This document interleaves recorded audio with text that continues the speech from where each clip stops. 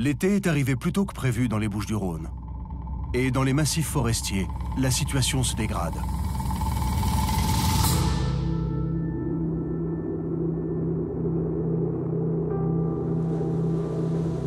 Le soleil et la sécheresse frappent désormais de tout leur poids les forêts et les garrigues provençales. Le thermomètre dépasse déjà largement les 30 degrés et la nature souffre. Pas une goutte de pluie depuis des mois. Un printemps chaud et sec. La végétation est déjà prête à s'embraser.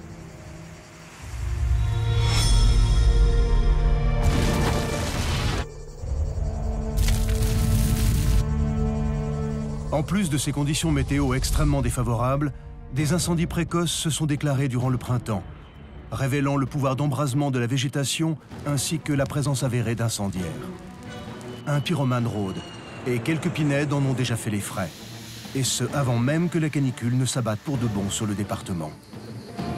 La saison de lutte contre les feux de forêt s'annonce rude.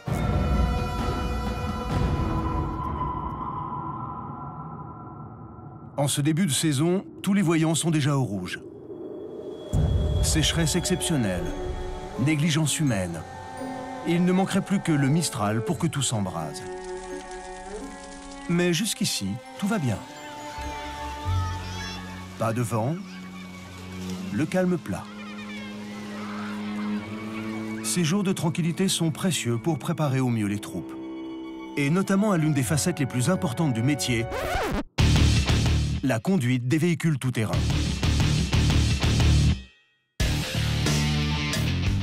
La flotte des pompiers des Bouches-du-Rhône comprend 330 véhicules 4x4 capables d'utiliser les 1700 km de pistes qui jalonnent le département. De différentes tailles et différentes fonctions, ils sont les premiers vecteurs terrestres d'accès au front de flamme. Certains peuvent même rouler hors piste dans 1 mètre de maquis rocailleux.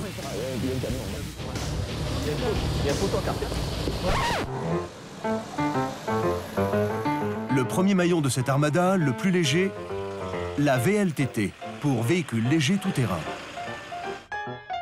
Construit sur une base de Land Rover Defender 110, ce 4x4 polyvalent a été entièrement modifié par les pompiers. Arceaux de renfort extérieur et intérieur, protection de carter en aluminium, renfort de capot alu, crochet de remorque, gyrophare, sirène et liaison radio VHF multicanal. Ce véhicule éclaireur doit compter sur ses capacités de franchissement pour guider le reste de la flotte en toute sécurité vers la zone de combat. Le deuxième maillon du dispositif terrestre, le CCF moyen, pour camion-citerne feu de forêt de volume moyen. Construit sur un châssis de camion Renault M210, le véhicule a été entièrement remodelé pour devenir un camion d'attaque des flammes. 4 roues motrices, un treuil de traction, une citerne acier de 4000 litres, 600 mètres de tuyaux et une pompe à eau pouvant fournir 1500 litres minute à la pression de 15 bars. Ce camion est aussi bourré de dispositifs de sécurité. Arceaux de protection extérieure et intérieure. Bouteilles d'air comprimé permettant de mettre la cabine en surpression pour ne pas que les gaz nocifs puissent y pénétrer. Et surtout, un système d'autoprotection créant une bulle d'eau autour du camion. Ce nuage permet de mettre à l'abri 5 personnes pendant 5 à 7 minutes. Juste assez pour laisser passer le blast d'un feu virulent. La dernière machine de cette armada, c'est celle de tous les superlatifs. Le CCF 13000, pour camion-citerne feu de forêt 13 000 litres. Un véhicule d'attaque de 20 tonnes pouvant emporter 13 000 litres d'eau. Cet impressionnant mastodonte est construit sur un châssis Mercedes à 8 roues motrices. Sa particularité, les 2 hommes qui le pilotent ne descendent jamais de la cabine. Il combat les flammes avec un canon à eau orientable d'une portée titanesque de 70 mètres. Le CCF 13000 frappe les flammes de loin et son efficacité est redoutable.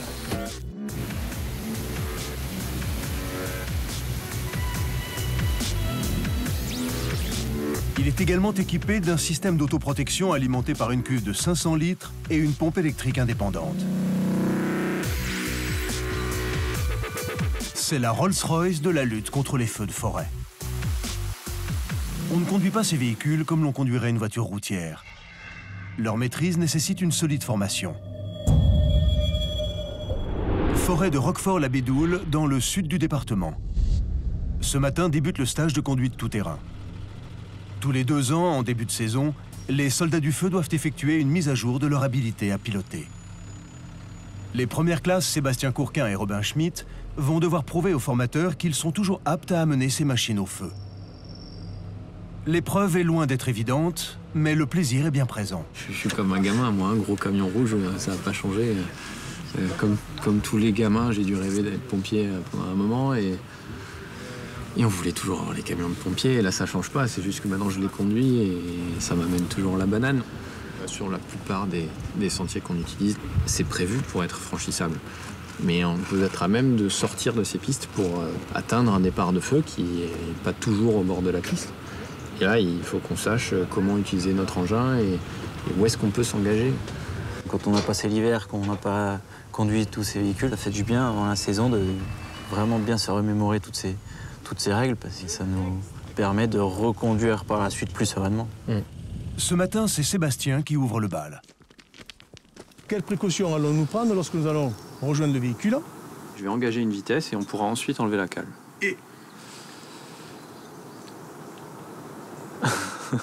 mon personnel descendra du véhicule pour le mettre en sécurité. Première difficulté, le dévers. Il se produit quand le chemin est incliné latéralement, faisant pencher le véhicule sur son côté. C'est l'un des pièges les plus dangereux pour un camion-citerne. La moindre erreur peut entraîner un tonneau. La première difficulté que nous allons aborder, c'est le dévers. Donc, première petite ralentie, le plus lentement possible et au fond du dévers. Si jamais ça glisse, j'essaie de partir dans la pente. Exactement.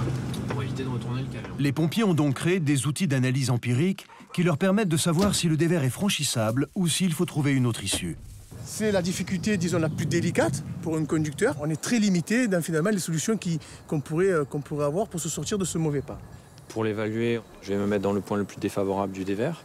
Moi, je joue le rôle finalement d'un équipier. On me demande de me positionner au point le plus défavorisé, de marquer la hauteur de mon genou. Moi, je me mets à hauteur.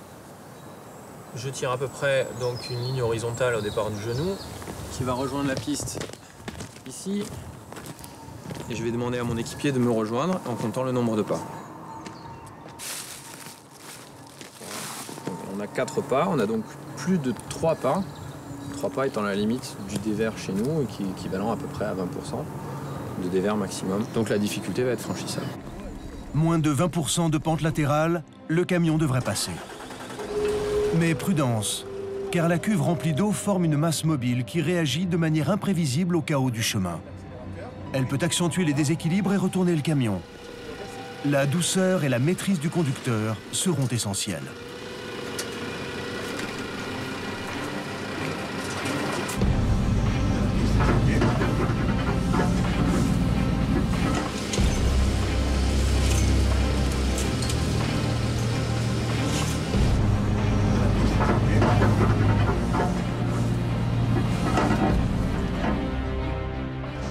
Le camion penche dangereusement.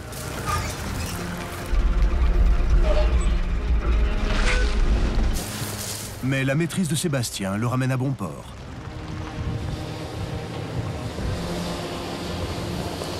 L'obstacle le plus ardu est franchi.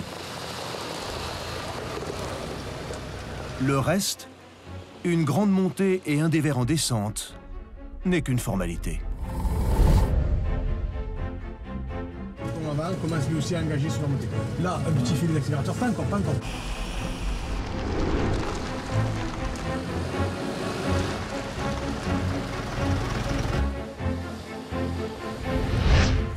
C'est maintenant au tour de Robin de prendre le volant. Sa fonction de l'été sera de conduire une VLTT, le 4x4 éclaireur des pompiers. L'enjeu est tout aussi grand, car le passage d'une VLTT valide le passage des camions-citernes. La conduire est donc une grande responsabilité et le formateur doit s'assurer que le jeune homme a les épaules pour le poste. vous parler un petit peu des règles de sécurité pour le franchissement du dévers. Alors le franchissement du dévers, on met les roues dans la partie la plus basse, une trajectoire rectiligne et constante. Ok. S'il y a le moindre souci, je tourne mes roues dans le sens du dévers, je freine pas et on franchit le dévers à allure constante. Ok.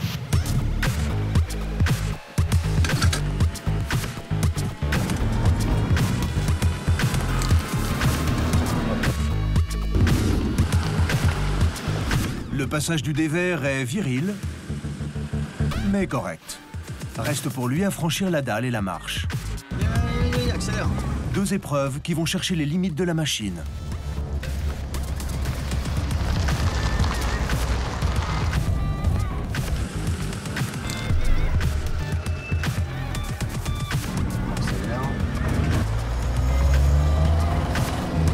Robin retrouve tous ses réflexes et passe sans problème.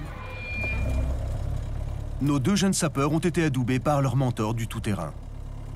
Pour eux, la saison peut commencer. Seul bémol, ils n'ont jamais affronté de véritables feux de forêt.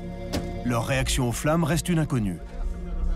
Une inconnue de taille, car comme tous les pompiers expérimentés le savent bien, on ne peut comprendre vraiment le feu de forêt qu'en lui faisant face. La chaleur, la fumée, le stress, la fatigue, tous ces paramètres influent énormément sur les réactions d'un sapeur en action. Et plus que tout cela, le premier effet du feu sur les hommes qui vont assez devant est de les hypnotiser. À ce jour, la formation de ces jeunes sapeurs-pompiers est purement théorique et l'absence de pratique est d'ores et déjà un réel handicap. Mais jusqu'ici, les soldats du feu sont encore en sursis. Le Mistral n'est pas encore entré dans la danse. Ce vent sec et puissant attise les braises et peut souffler sur les flammes à plus de 100 km/h. Sans lui, tout va bien. Ce n'est que lorsqu'il relâche ses rafales que les désastres arrivent. Mais tant qu'il n'est pas là, tout est calme. Dans l'air atone, le niveau d'alerte maximum n'est pas déclenché et les vacanciers nagent en pleine insouciance. Sursis donc. Mais du côté des pompiers, il flotte déjà dans l'air une appréhension palpable, comme une odeur de brûlé s'immisçant lentement dans les esprits. Dans la caserne centrale d'Aix-en-Provence, la plus grande du département, ce sentiment se fait de plus en plus présent. Je pense que la saison va être extrêmement compliquée. Elle va être d'autant plus compliquée qu'au fil des années, on se rend compte qu'il n'y a pas eu de gros feux. Or, une grande majorité des gens qui vont être dans les camions cet été seront des gens qui n'auront pas connu de feu. Donc, on se pose la question de savoir quelle va être leur réaction. Il va falloir qu'ils soient encadrés, certes, mais quelle va être leur réaction face aux flammes? Comment vont-ils travailler? Ça risque d'être moins serein que les années précédentes. Et je le sens, moi de ce côté-là, je le sens pas très bien s'il ne pleut pas. Ce mauvais pressentiment, bien présent dans les casernes, fait aussi son chemin au sommet de la hiérarchie. Perché au sommet des quartiers nord de Marseille, le CODIS, pour Centre opérationnel d'incendie et secours, est le quartier général des Forces rouges. C'est un centre névralgique où transitent toutes les informations. Les appels, les alertes, les données météo, la disponibilité des effectifs et l'état du matériel. C'est depuis cette tour de contrôle hyper connectée que le colonel Grégory Allione dirige les opérations. Et dans les casernes les plus reculées comme au QG, les petits départs de feu qui se sont multipliés ces dernières semaines inquiètent de plus en plus. Est-ce qu'on identifie des départs de feu liés aux accidents ou on est réellement sur quelques points ciblés? On a des départs de feu avec des travaux agricoles. Et après, on a bien identifié des zones géographiques où on a une pression incendiaire qui émerge. Je pense que, vu la simultanéité des départs de feu qu'on a régulièrement en ce moment, vu l'épisode de sécheresse qu'on a su depuis tout cet hiver, il va y avoir un gros travail de surveillance à faire avec les forces de police pour essayer de traquer ceux qui nous ennuient actuellement. On est parti pour une saison complexe. Donc il va falloir en parler avec l'échelon territorial pour sensibiliser l'ensemble des chefs de centre, pour faire en sorte que jusqu'au dernier sapeur rentré, ils comprennent que l'été 2016 sera l'été qui marquera les esprits, les mémoires et qui sera un été de référence. On est dans une saison un peu différente des années précédentes. Moi, ce qui m'interpelle aussi, c'est le fait que le niveau de sécheresse soit au mois de juin, celle à laquelle on pourrait s'attendre normalement au mois d'août. Ce niveau de sécheresse anormale ne fait pas que vider les cours d'eau et faire descendre le niveau des lacs et des étangs. Sa conséquence première est avant tout de transformer petit à petit les plantes en combustible. Et ce combustible peut avoir différents états qui impacteront radicalement le démarrage et la puissance d'un feu. Tout au long de la saison, des spécialistes vont donc suivre au plus près l'état de la végétation afin d'affiner les niveaux d'alerte. Mathieu Binquet, spécialiste feu de forêt à l'ONF, et Vincent Pastor, expert feu de forêt et risques naturels chez les pompiers des Bouches-du-Rhône, sont tous les deux chargés de faire le suivi de dessiccation des plantes. Aujourd'hui, ils ont rendez-vous avec les volontaires des comités communaux de feu de forêt. Reconnaissables à leur véhicule et leur tenue orange, ces bénévoles expérimentés surveillent toute l'année les massifs de leur commune. L'objectif de la rencontre, faire le point sur le carburant du feu en observant deux plantes témoins, le cyste et le romarin. Tu as vu le romarin? Tu as les aiguilles, elles s'abondent toutes seules, complètement secs. Ouais, là tu as toutes les conditions pour avoir des feux qui dégénèrent. Hein. On n'est pas dans une phase stable des végétaux. Là. Ça fait combien de temps que vous n'avez pas vu comme ça, vous? L'environnement. Quelques années, il est sec. Ça fait vraiment quelques années. Ça, en principe, c'est au mois d'août. Au mois d'août. Au mois d'août. C'est effrayant. C'est même inquiétant. Température au soleil, je suis à 35 degrés.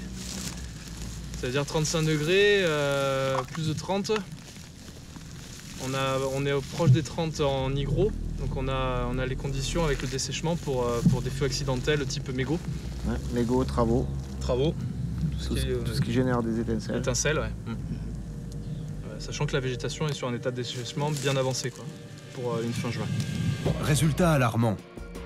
La végétation est si desséchée qu'un rien suffirait à l'embraser. Cigarettes, étincelles. Les mauvais gestes du quotidien mettent d'ores et déjà le département en danger. Mathieu Binquet et Vincent Pastor font partie d'une nouvelle génération de soldats du feu. Une génération pour laquelle l'utilisation des nouvelles technologies est partie prenante dans la lutte contre les incendies. Cette vision de plus en plus scientifique du métier de pompier a récemment franchi un nouveau cap avec l'arrivée des drones. Depuis 2015, ces machines volantes ont envahi le ciel des opérations des soldats du feu. Reconnaissance, inspection thermique, ils sont capables d'aller là où les hommes ne peuvent plus aller et offrent de nouveaux points de vue sur les ravages du feu. Ils sont devenus un atout indispensable pour les pompiers des Bouches-du-Rhône. Une nouvelle troupe d'élite a donc été créée, l'équipe de reconnaissance robotisée. Leur véhicule tout-terrain transporte un concentré de technologie. Direction le massif des Alpilles, où l'équipe robotisée participe à une grande manœuvre des casernes du nord du département.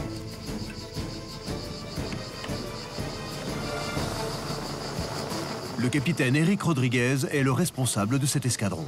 Alors, je commençais par le plus petit et le plus récent, qui nous permet à la fois de faire des prises de vue avant les opérations et après les opérations pour les retours d'expérience. Si on passe au deuxième drone, celui-ci est un drone relativement léger qui nous permet d'intervenir pour des prises de vue opérationnelles. Il est doté d'une caméra jour qui peut être doublée avec une caméra thermique. Ici, vous avez le drone qu'on appelle le robot terrestre. Il est susceptible d'intervenir sur des risques chimiques, radiologiques, nucléaires et éventuellement biologiques. Et le dernier drone, le plus imposant, il peut voler pendant 1h30. C'est lié essentiellement au fait qu'il s'agit d'un drone thermique, c'est-à-dire qu'il fonctionne à l'essence. Sa particularité également, c'est d'avoir une caméra dite gyrostabilisée, double voie, c'est-à-dire qu'elle permet à la fois d'avoir une vue jour, mais également une vue nuit. Leur mission du jour est d'aider une équipe d'intervention en milieu reculé qui s'entraîne dans un vallon escarpé. L'œil du drone devra aider le capitaine Nicolas Rabouin à choisir le meilleur itinéraire pour ses troupes. Qu'est-ce que tu souhaites obtenir avec notre drone? Non, c'est surtout de définir le cheminement qu'on va pouvoir utiliser. Surtout sur une zone où on n'a pas de sentier évident et savoir par quelle voie passer, est-ce qu'il n'y a pas des endroits plus simples, éviter les barres rocheuses, de façon à faciliter notre cheminement et pas de tomber devant le fait accompli. Une fois que l'établissement est établi, ça nous permet de contrôler si on n'a pas de fuite, de tuyaux déchaussés, de problèmes particuliers ou faire de la surveillance sur l'établissement. Allez, on y va.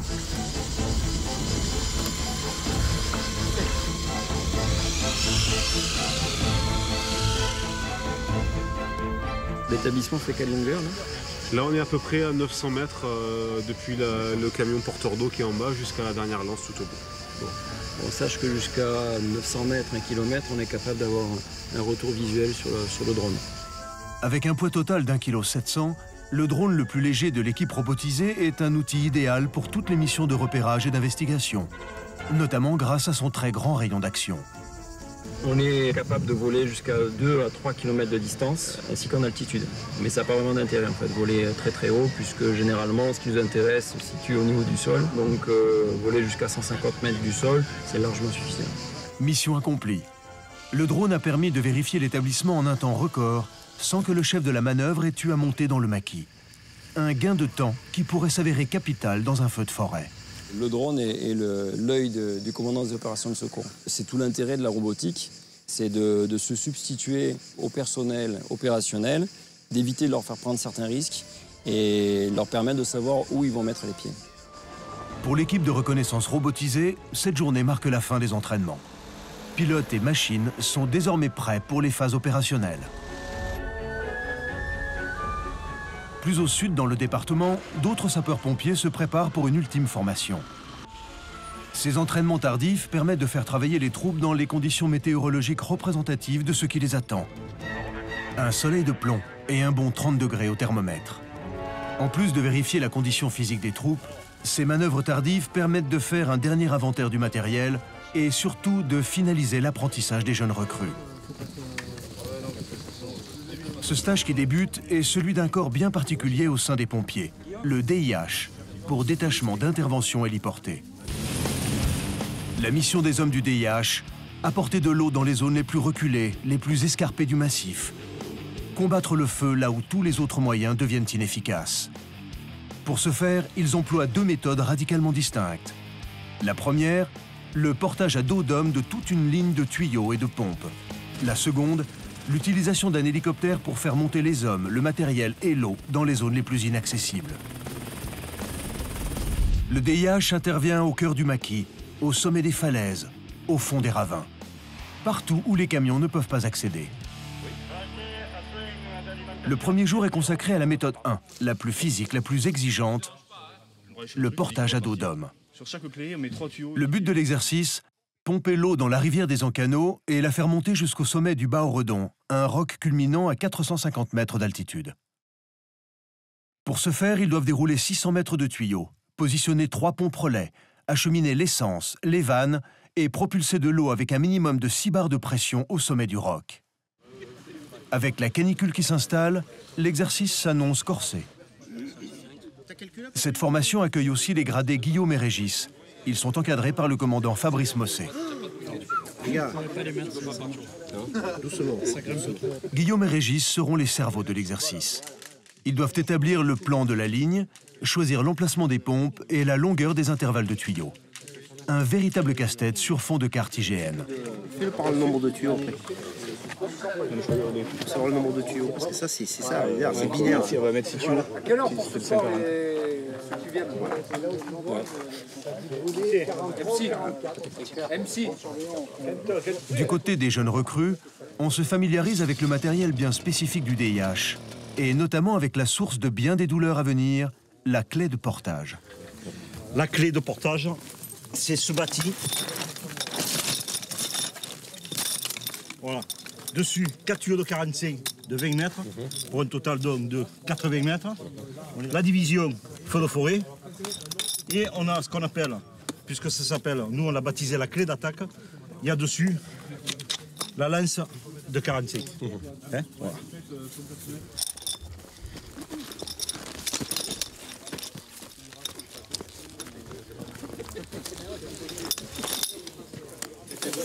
Bon, c'est confortable. Voilà. À la base de la ligne, le camion des vidoirs tout-terrain et sa pompe surdimensionnée assureront la propulsion initiale. 1200 litres d'eau à la minute, avec une pression de 15 bars. il nous faut la permanence de l'eau. Si on n'a pas la permanence de l'eau, c'est pas la peine qu'on s'aventure à faire 2 km de l'établissement, parce que si vous n'avez pas d'eau là-haut, celui qui vous a fait faire l'établissement, vous allez l'étrangler. Hein. Donc ça, c'est un moyen d'avoir une permanence de l'eau. On peut tirer quand même 1 km 600 de tuyaux Saint-Hélice. C'est agréable.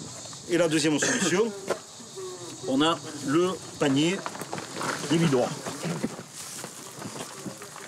Alors lui, il y a 2 trucs pour s'en servir. Soit héliporter des vidoirs aériens, vous le verrez demain, soit on prend les tuyaux à la main. Et pour prendre les tuyaux à la main, on a fait des petites, on a créé des bretelles. Allez, c'est pas cher. Allez, ça arrive. C'est bon, la clé d'attaque est là? C'est bon. Allez-y. Bastien Merle, sapeur 2e classe, et son camarade le caporal Robin Schmitt font leur premier pas au sein de la confrérie du DIH. Un baptême à l'allure de tests d'effort et d'endurance. Les fagots ils font 15 kg et les clés, la plus grosse clé avec la pompe, fait 35 kg. Là nous ça va encore, on a de la chance. On est les premiers à poser et après on va relayer les autres collègues en les aidant à porter les clés. Le plan d'attaque est prêt, que l'épreuve commence.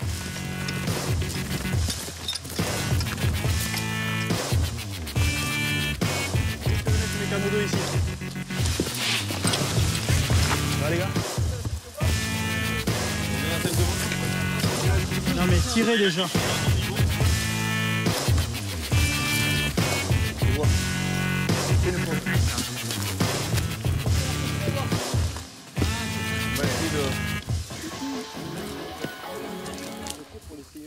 Pompier expérimenté et leader naturel, Robert Mugeli est le parrain des hommes du DIH.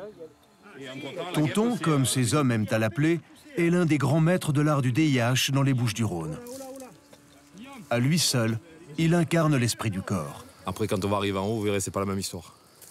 Parce qu'on va arriver au pied de la barre rocheuse et on va contourner la barre rocheuse pour pouvoir sortir. La solidarité est une valeur fondamentale du DIH. Allez jeunes, en avant. Et très vite, dans la montée, elle s'exprime sur la personne de Fabrice Mossé. Je peux même plus travailler, je me rassois à sa place. Oh, comme tu suis chuté. Y'a rien là? Ah, c'est parce que t'es commandant ça. Surtout. T'as changé, hein? Tous les sapeurs-pompiers sont quand même assez fiers. Moi, là, ils m'ont enlevé la clé de portage, mais je ne l'avais pas demandé, surtout pas. On ne va pas dire que c'est se faire brancher ou... C'est une entraide, voilà. C'est une entraide, mais de notre côté, quand on a une mission, on l'amène généralement jusqu'au bout. Donc là, moi j'ai cédé, ils étaient quand même 3 pour me l'enlever. Plus le chef.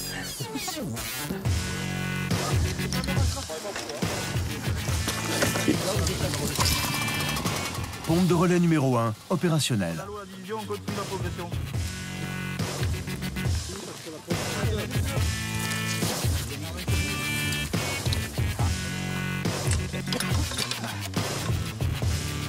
Pompe de relais numéro 2, opérationnelle.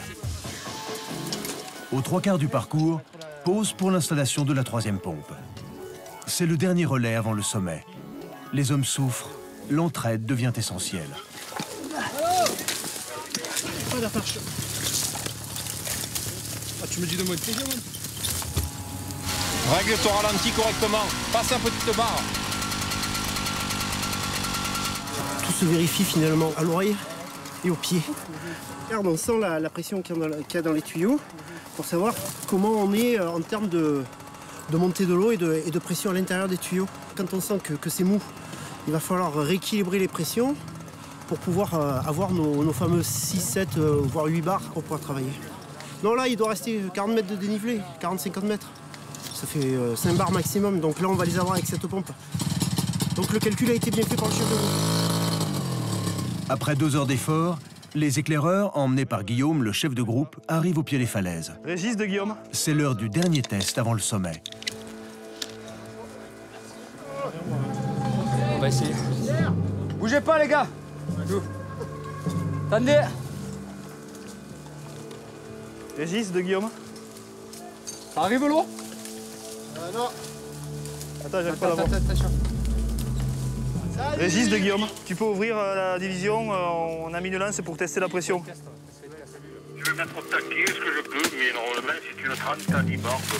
Donc, La pompe intermédiaire qui est censée reprendre l'eau qui arrive du ruisseau est tombée en panne. Ça arrive, c'est les aléas opérationnels. Après, à nous de trouver une solution pour qu'on puisse pousser l'eau correctement. Non, il n'y aurait vraiment pas de chance que tout tombe en panne. Je dis pas que ça peut pas arriver, mais on fait en sorte d'entretenir le matériel pour que ça n'arrive pas. Après qu'il y en ait une qui tombe en panne, ça, malheureusement...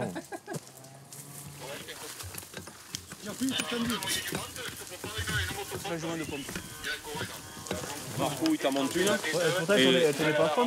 mais à mon avis, si le lanceur est bloqué, c'est qu'il y a un piston. Il a dû serrer. C'est pas que le lanceur qui est bloqué. Le piston a dû serrer. Faut qu'on redescende. On remplace la pompe HS. On va voir à quelle heure ils arrivent. Quand vous arrivez en bas, vous dites que vous y êtes. On regarde un peu combien vous mettez le temps pour descendre, Doudou. Non, c'est pas pour ça, mais pour avoir une idée.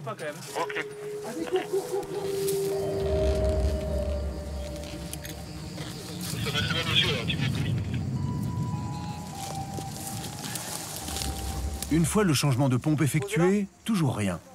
Les porteurs de lance qui sont déjà au sommet n'ont pas d'eau. Du haut du roc, Robert tente un ultime diagnostic avec les équipes restées en bas. Muni de sa simple radio, il va trouver l'origine du blocage. Le clapet anti-retour d'une vanne est resté bloqué.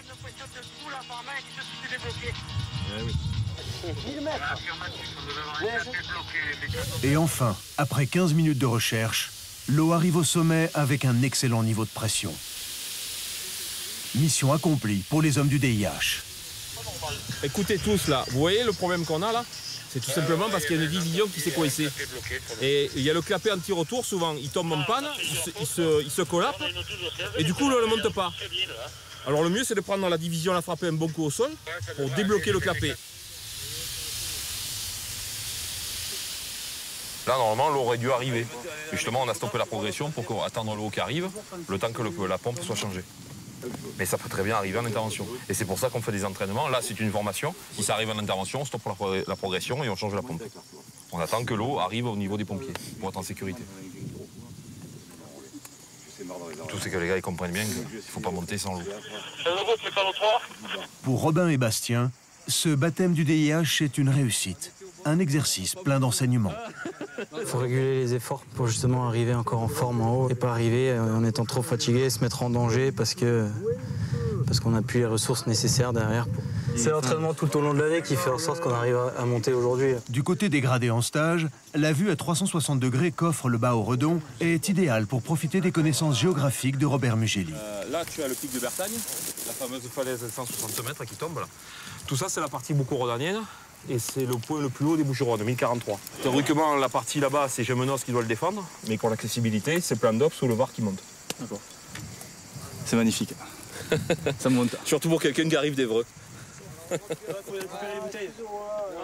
Nous sommes aguerris, si vous voulez, à travailler en milieu extrêmement escarpé et avec ce que je qualifierais de bonus, c'est l'état d'esprit, qui est encore un état d'esprit de l'ancien temps. On tire les tuyaux. Pour les stagiaires qui n'ont jamais vécu d'incendie, c'est l'occasion de se familiariser avec un savoir-faire essentiel dans la lutte contre le feu de forêt, la maîtrise technique de la lance. Et en plus, en fait, en actionnant un petit peu la lance, on va pouvoir un petit peu ajuster notre jet. Et si par exemple on voit le feu qui peut arriver un petit peu fort, qui peut être un peu virulent, on peut se mettre en protection en fait. Lui là-bas, il a vraiment un jet bâton où il peut aller taper plus loin au cœur du foyer, quoi. On s'appuie sur les personnes qui ont l'expérience des feux et surtout les anciens qui eux ont fait des gros feux, puisque là ça fait quand même quelques petites années que ça n'a pas brûlé.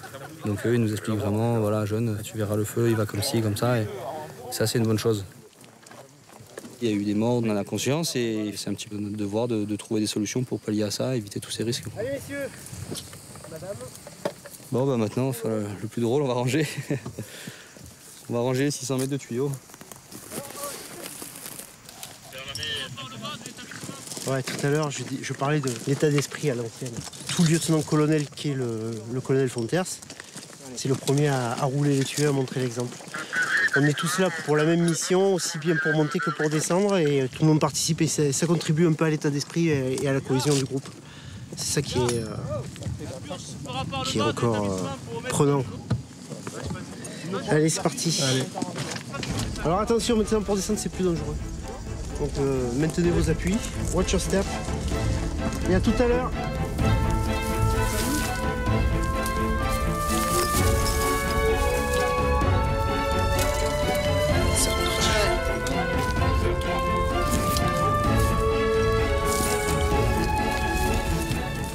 Ah, commandant, le colonel il a mieux roulé que vous, regardez. Hein. Regarde, je vais me rattraper. On a d'abord fait la montée, on a fait extinction et après faut enlever. On arrive en bas, on est au bout. Le lièvre et la tortue, rien ne sert de courir.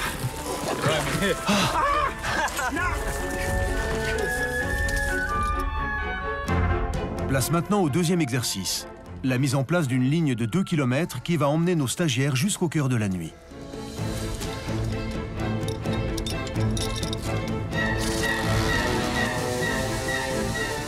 « 2 heures du matin, fin des efforts, place au repos. Car la journée du lendemain s'annonce tout aussi physique.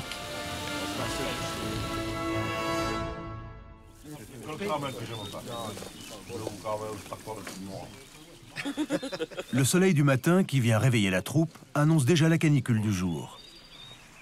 Dernier moment de répit avant de se remettre dans l'action. Ce deuxième jour de stage est consacré à l'autre facette du DIH, la mise en place d'une ligne avec une machine surpuissante. Ah non, non pas celle-là. Celle-là. Un HBE pour hélicoptère bombardier d'eau. Modèle écureuil AS350 d'Airbus Hélicoptère. Maniable, puissant, polyvalent. L'outil idéal pour aider les hommes du DIH à intervenir dans les endroits les plus reculés.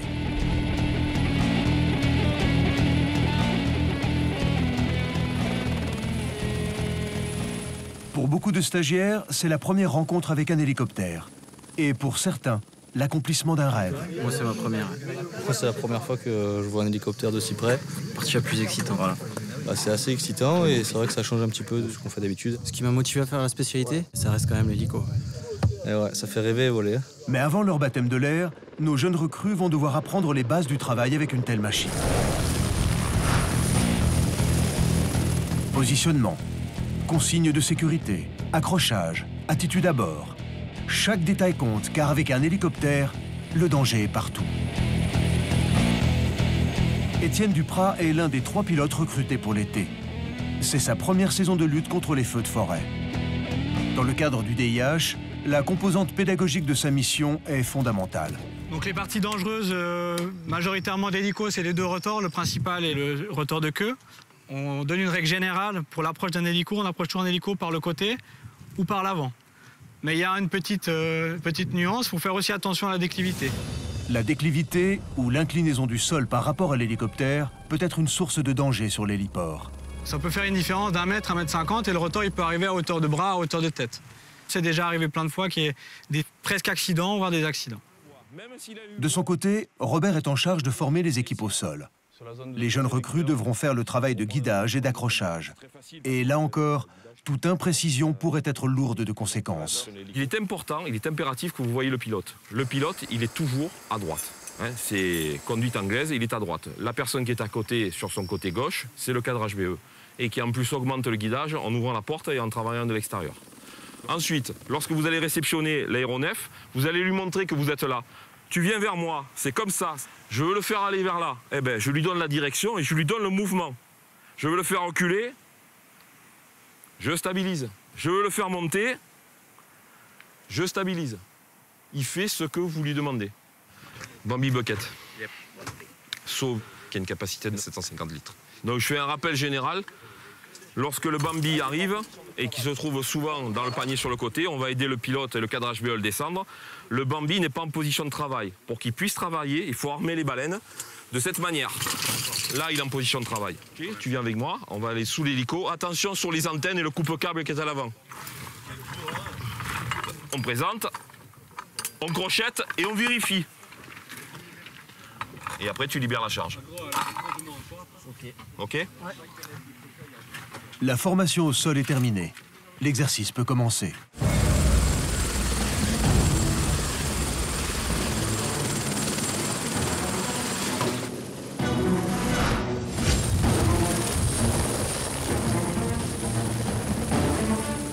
Le but de la manœuvre, utiliser l'hélicoptère pour faire monter sur un sommet 12 hommes, 2 motopompes et un bac à eau de 2000 litres.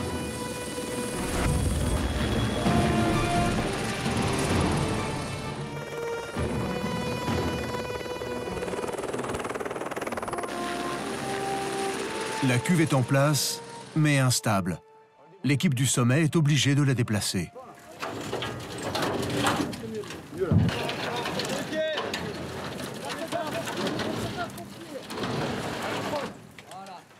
Apparemment, vous avez déplacé le bac et l'hélicoptère risque d'avoir des soucis pour la récupération de ce dernier. Ouais, faut l'a pas déplacer de beaucoup. Il l'a vu quand même, hein, c'est ouf. Ah ouais. Non, on l'a pas déplacé, c'est pas possible. Enfin, Si, il était là. Ouais, il était là, mais ça, lui. Ouais, ça lui fait perdre un peu d'eau, ça lui fait perdre un peu de hauteur. Maintenant que tout est prêt, Étienne, le pilote, va s'attaquer à la phase la plus périlleuse de la manœuvre. Dérouler le tuyau principal qui devra relier les hommes du sommet à la citerne près de l'héliport. Je l'envoie là-bas, il faut les brasser là-bas.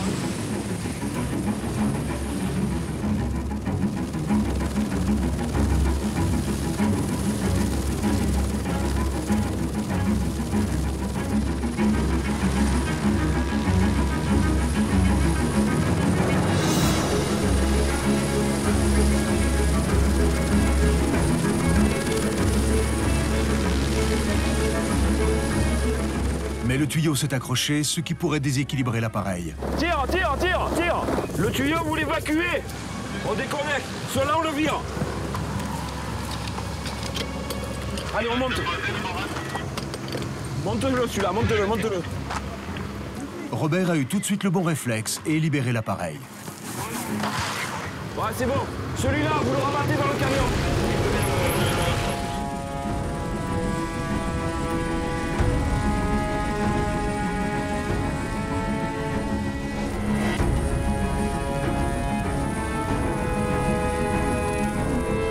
Le danger est écarté et le tuyau parfaitement déroulé. C'est maintenant que rentre en jeu le Bambi, ce sac à eau accroché sous l'hélicoptère. Un outil tellement important dans la lutte contre les feux de forêt qu'Étienne se doit de le manipuler le plus possible avant que les vrais incendies ne commencent.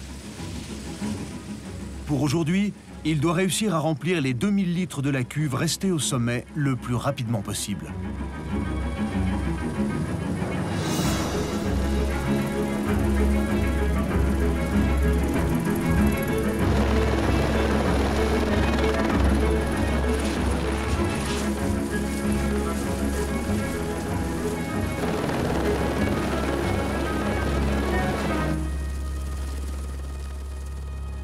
Pour la dernière rotation, Robert décide d'ajouter une difficulté. Le remplissage du Bambi avec la pompe d'un camion. Une manœuvre délicate, surtout pour les équipes au sol, mais une manœuvre qui peut s'avérer extrêmement utile en cas d'absence de point d'eau pendant un feu.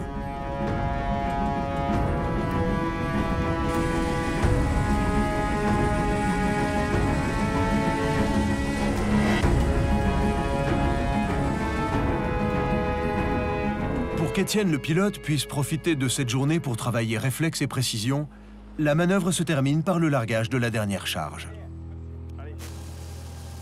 Sur l'héliport, c'est l'heure du débriefing. Les erreurs commises aujourd'hui ne doivent pas se reproduire au cours d'un incendie. Le Bambi était là, et tu as un peu avancé du nez, et le coupe-câble, il est venu chercher une des chaînes du Bambi. Bon, après, quand tu t'es levé, ça a sauté. Mais il faut faire gaffe. C'est pour ça que je me suis approché de toi, parce que j'ai vu le coup venir. J'ai dit, s'il est coincé, j'y vais, je tire sur le seau. Bon, lui, je sais qu'il ne bougera pas, il craint rien. Mais hop, ça a pris la chaîne ici, elle est montée, et après, elle est redescendue. Ouais. Le problème, c'est que le Bambi, il est vachement près, l'hélico. Pour la sécurité sur la zone d'emport, moins tu as de gens qui baladent, même pour toi, et tu as toujours le même objectif. Parce que là, un coup, tu avais le guidage là, après, je te l'ai guidé là, parce que je dis au guideur, tu t'adaptes en fonction de l'hélico. C'est réussi, le comment a tourné pendant le...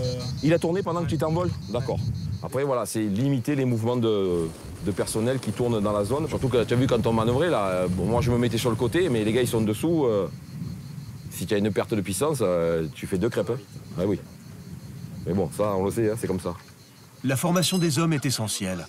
Mais le propre du DIH est qu'elle se fasse toujours dans une bonne ambiance.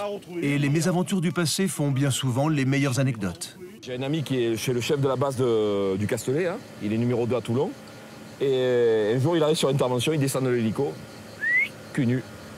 Parce que dans les belles, à force d'être secoué dans le siège, comme ça, ça a accéléré l'usure de la combi. Et en descendant, puisqu'ils avaient fini mission, ils descendent, paf, cul nu. En pleine intervention, il n'était pas à la base. Hein.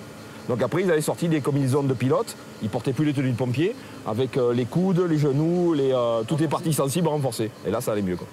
Chez les jeunes recrues, cette première expérience héliportée fut forte en émotion et en apprentissage. Le pilote, franchement, je regardais un peu, j'étais juste derrière lui, moi. Ah, c'est impressionnant. Et en plus, il n'était pas vieux. Non.